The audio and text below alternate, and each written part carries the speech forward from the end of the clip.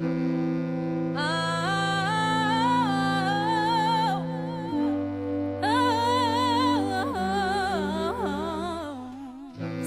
pas, non, c'était pas mauvais.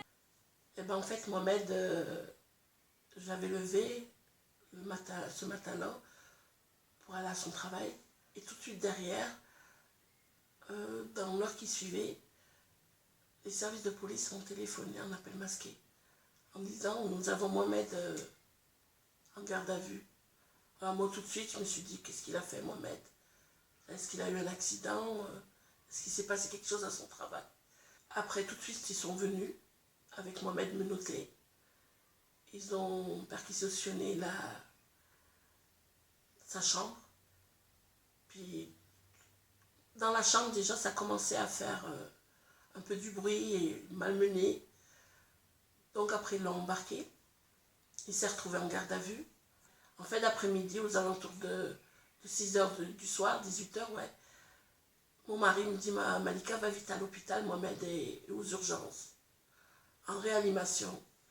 J'y vais, puis tout de suite, je vois un mur de police. Quand je te dis un mur, c'est une quarantaine de flics à peu près. Donc, sur le coup, j'ai pas compris. Et je me suis dit, pourquoi tout ça? Pourquoi tous ces flics? Pour Mohamed, qu'est-ce qu'il a fait? Je leur ai dit, mais je veux voir mon fils, que je ne comprends pas pourquoi vous me laissez pas voir mon fils. Qu'est-ce qui se passe? Donc, ils se sont tous tus. Et à un moment donné, il y a le chef policier qui est sorti avec le chef de service, un médecin-chef. Et après, à un moment donné, il y a le chef médecin, un homme un peu âgé, qui est venu me voir et qui m'a dit, Madame Benmounor, suivez-moi dans mon bureau, j'ai à vous parler. À la seconde où on est rentré dans son bureau, il m'a dit clairement, l'état de Mohamed est très, très critique. Les services de pompiers, la police, a retrouvé Mohamed pendu dans sa cellule. Tout de suite, j'ai dit non, c'est pas possible. À la seconde, j'ai compris qu'il s'est passé quelque chose. Quand après j'ai repris mes esprits, je suis rentrée dans la chambre pour voir Mohamed. Et Mohamed était branché avec plein de tuyaux, des machines autour de lui, des bandages sur son corps. Il avait le visage un peu gonflé, des traces sur son visage. J'ai demandé pourquoi mon fils est bandé. Ils m'ont dit non, mais c'est normal, c'est la procédure. Bon, les termes médicaux, je connais rien du tout. Sur le coup, on a fait confiance. Moi, je pensais qu'il allait se réveiller, mon fils. Mais en fait, non. Et je lui ai tenu la main, il sentait encore dans sa main l'odeur de la mécanique. Cette main gauche, elle était bandée. Et il s'est passé quelque chose. Pour moi, Mohamed ne s'est pas pendu. Mohamed ne s'est pas donné la mort. Mohamed a été violenté. On lui a donné des coups. Je suis persuadée qu'on l'a frappé.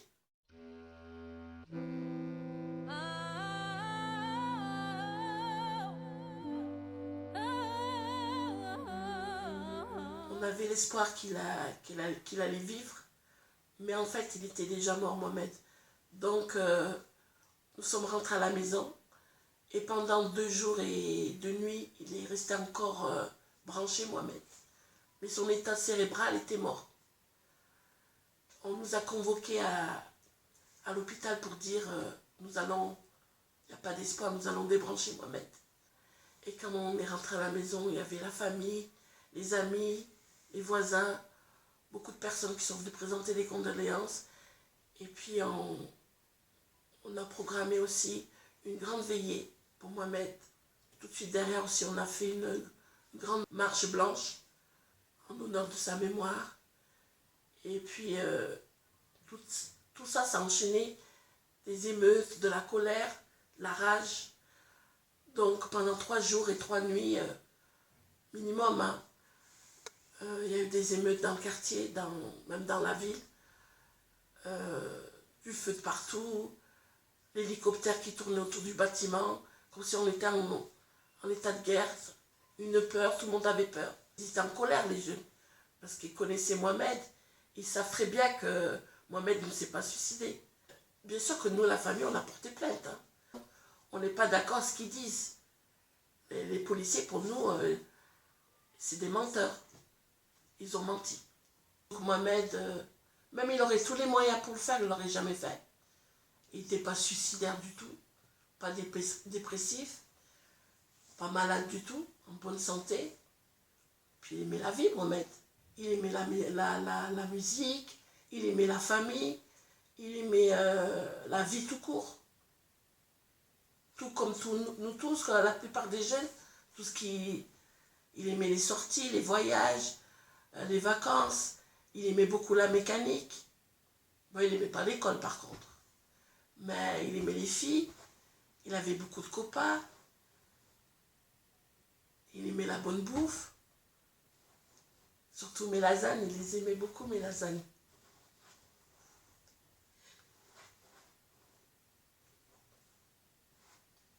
Il me manque. Mais Momo, je l'appelais Momo. Il aimait la musique, le rap aussi. Toujours avec son petit pas de danse, avec ses lunettes. Même il avait son petit truc, même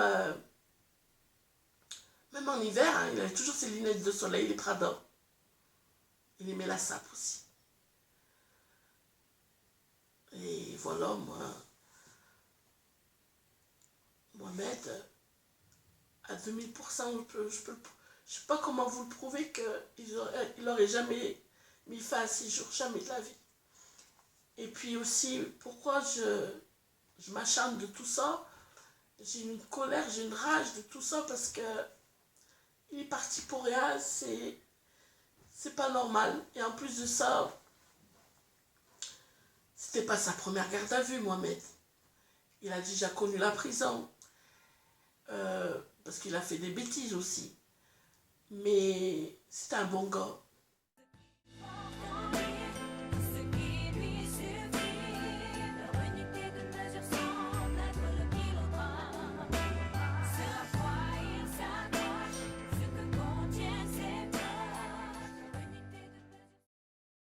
Suite à ça, on mène un combat avec la justice. Hein. Donc, la police des polices, et quand ils ont fait leur enquête, et la juge qui s'occupait du dossier en 2009, donc ils ont considéré, ils partent sur un non-lieu.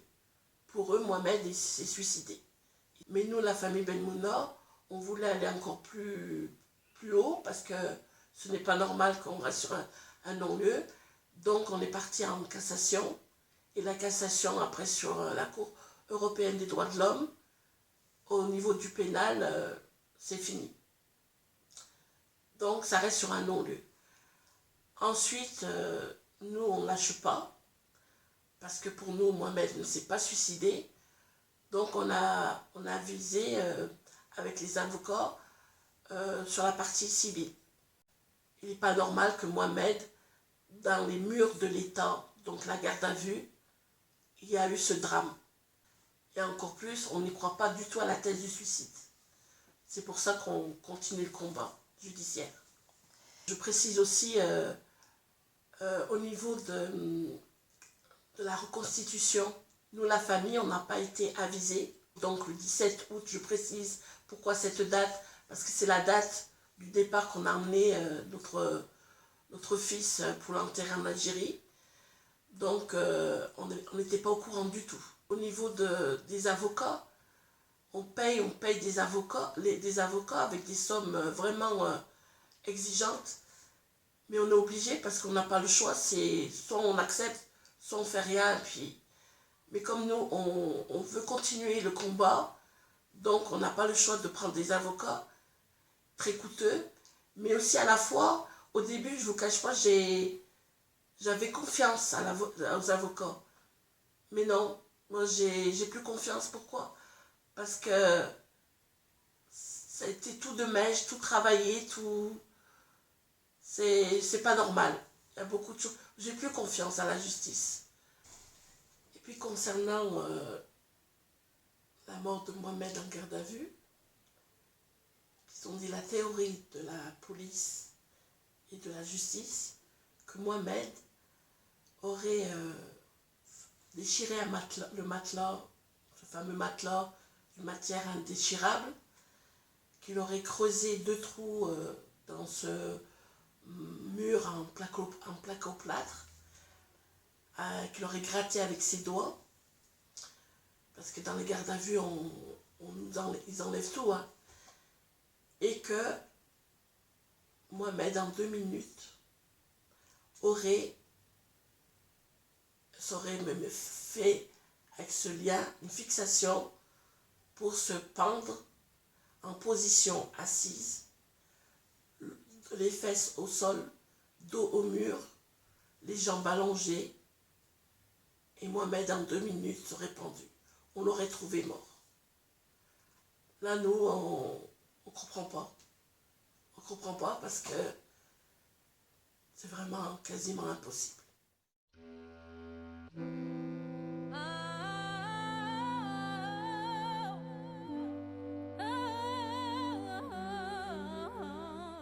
Mon fils Mohamed, certes, il a fait des bêtises, là, comme tant. Il était reconnu au service des polices, hein, mais c'était pas le grand bandit. Et même comme je dis à chaque fois, quand je raconte ça, même le plus grand bandit, qui est hors la loi, il ne mérite pas d'être mort, qu'on le tue. Il y a des jugements, voilà.